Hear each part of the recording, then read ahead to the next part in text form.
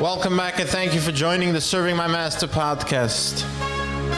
As mentioned in the previous episode, we will start discussing a little bit the idea of time and the power that it has both given us and shown us what it could do.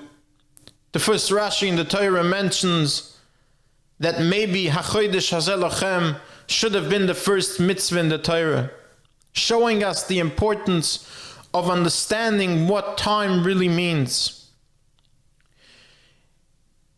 In a regular year, we have 12 months, 12 Rosh Chodesh.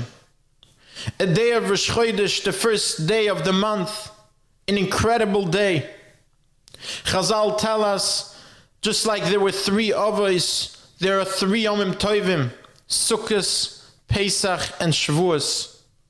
But just like there were 12 Shiftei Ka, 12 Shvatim, 12 servants, there were supposed to be 12 Yom Toyvim, 12 Rosh Chodesh.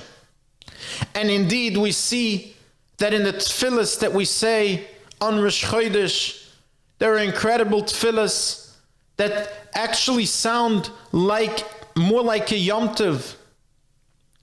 We see that in Shabbos Rosh Chodesh, we say a Musaf that very closely resembles that of a Musaf of a Yom Tov. But even more so, we see in Halacha that women are not allowed to do melachas, or at least certain melachas, on Rosh Chodesh.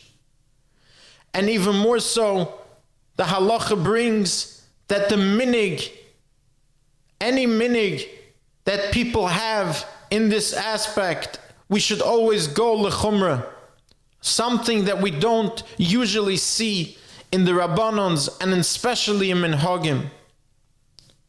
Because indeed Rosh Chodesh are and always will be Yom Toyvim.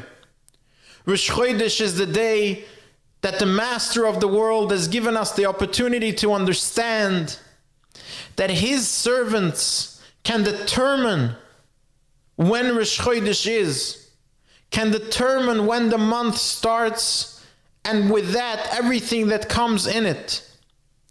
Because indeed, this entire world depends on the service of these servants.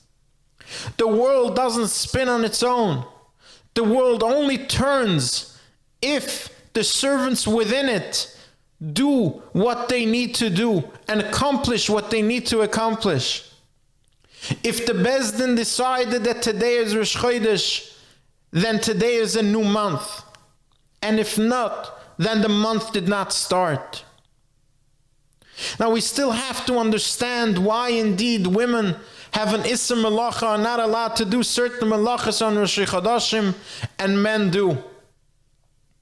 As you might recall, we discussed that women she'asani k'ritzoinoi were created more in the image of God, were created closer to the image of God, and therefore have less work in perfecting their service. And this is something that we saw after Matan Torah on Har Sinai, when Klal Yisrael transgressed with the Egel Azov. The women did not participate. And because they did not participate, they were able to keep this Yom Tov of Rosh Chodesh. Whereas the men who participated in this transgression lost the Yom Tov of Rosh Chodesh. You see, of course, in every given moment, in every aspect in our lives, we have to find how it transcribes in the idea of service to the Master of the world. And someone, or in this case, women in general who did not participate in this transgression of the Egel, merited to have 12 additional Yom Toyvim, days that they are closer to perfection, days that they are closer and higher in service to the Master of the world, where they don't have to busy themselves in the shallow actions going on in this shallow world.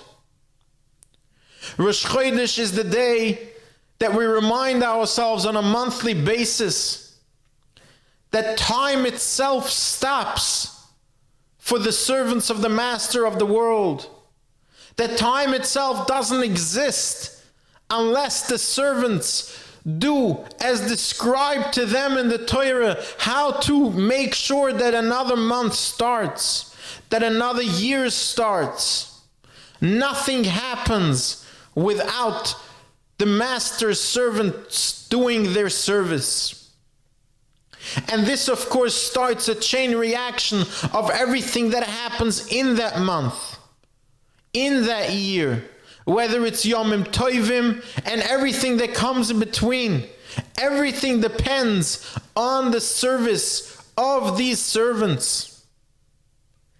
Even more so, we see that in order for Eidim, witnesses, to come to Bezdin and tell them that they saw the moon, to be able to be Mekadesh the Chodesh, to renew the Chodesh and to state that today is a new month, they were even able to be Mechal Shabbos.